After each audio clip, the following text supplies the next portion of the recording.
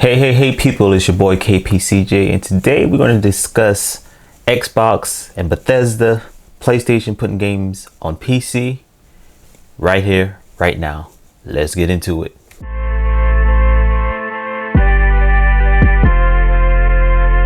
Bethesda ZeniMax is now a first-party studio within Xbox. What does that mean for Xbox? What does that mean for gaming? It means a lot. It means a lot for Microsoft. It means a lot for gamers. It means a lot for Game Pass, which is now the core of the Xbox ecosystem. No longer is the console the core of the ecosystem for both PlayStation and Xbox. The console is not the core, but the entire ecosystem, having games that are accessible to anywhere. So I can play my Xbox games on my Xbox, or I can play them on Game Pass for mobile, or I can play it on my PC. And PlayStation is, eventually going that route. They're taking a little bit longer, but this is the route to go. Like, you build an ecosystem similar to that of Netflix, similar to that of, you see iPhone. They have their own app store. They have their own ecosystem.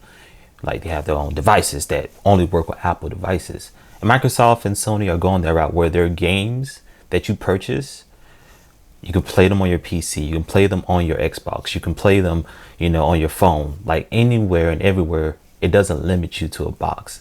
So seeing this Bethesda purchase and seeing Sony putting games on PC is actually, in a way, for them especially, is good for business. They don't it's not going to be fueling the console war anymore, but it's more so like, it's become more of an ecosystem war where who has the better exclusives, who's going to have the better accessibility. And that's where it all boils down to, is where is gaming going? And gaming is going to a place where you can play wherever, whenever, and however. Like, you're playing wherever you want to. And that's where profits come in. Like, you see, Game Pass getting the Bethesda games, which is crazy, right? We never expected Game Pass to even be this. I was like, at first I was just thinking like, it's just a suite of games that I'm going to play or may not play. But now it's becoming that's what's fueling Microsoft or Xbox to buy studios, to acquire different studios, is Game Pass. So those games that, Bethesda is bringing are some big games. Now, exclusivity still matters here. So the question at hand is, what games will be exclusive? Now, my thoughts are basically games like, Elder Scrolls, Starfield, and whatever, the new Doom, those single player experiences that are like solely single player, which Xbox kind of lack in a way, was like those good single player experiences that, Sony had for a while. So they have that with, Bethesda's better single player experiences. So my thought is those games will be exclusive. If Microsoft, aren't doing the whole trying to make things peaceful. But those games, I would say, will be exclusive to the Xbox ecosystem, or those games will be funneled through Game Pass. That's how Netflix and HBO Max work. They have exclusive deals with certain movies, or they make their own movies because they want people to subscribe to them. Same with Game Pass. Xbox want people to subscribe to Game Pass instead of buying a game on the competitor. Like, this is all about ecosystem. Like, say it with me, ecosystem. Like, the ecosystem is so important for these companies now. And like games like Fallout 76 or ESO, Elder Scrolls Online, I can see those games and future iterations staying multi-plat.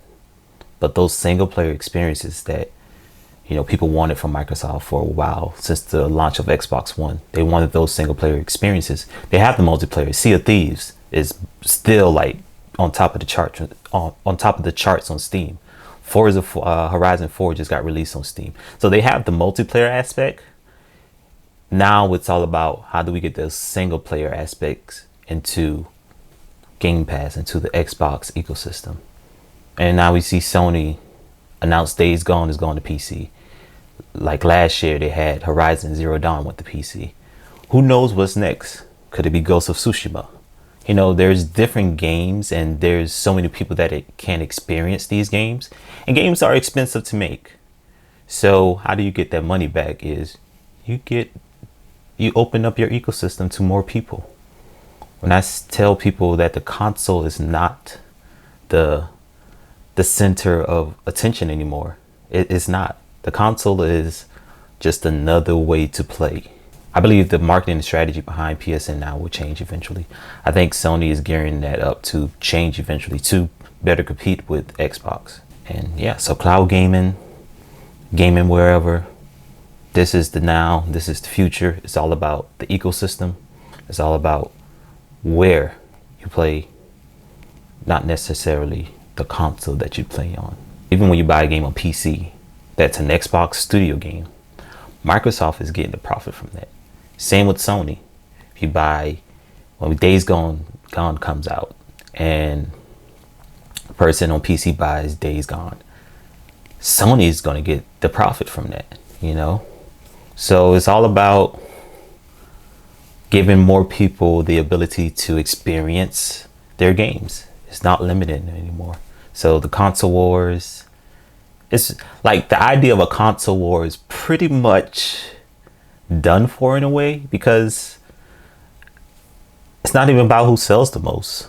It's about how do we get people to subscribe?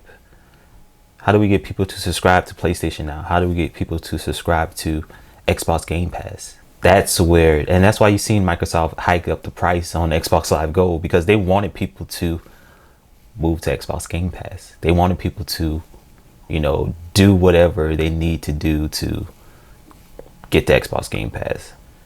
And we know that the Bethesda purchase at first was all about Amazon and Google jumping into gaming. They have just as much money as Microsoft. So now it's what's next? How do we make sure that they don't have the ability to take away games from Xbox? You buy one of the biggest studios, ZeniMax, that makes some of the best like Western RPGs, which is, you know, pretty much the Xbox people that play Xbox play Western RPGs, you know, and Sony is big for JRPGs. So this is Microsoft basically rebranded in a way, but also let you know this is what we have. Jim Ryan already said that Sony is going to be putting more games on PC. It's important to them.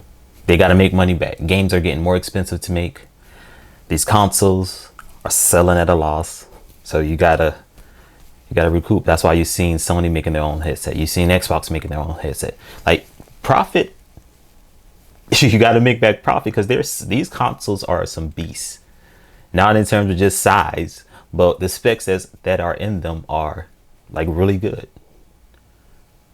And this is how they're making their money back.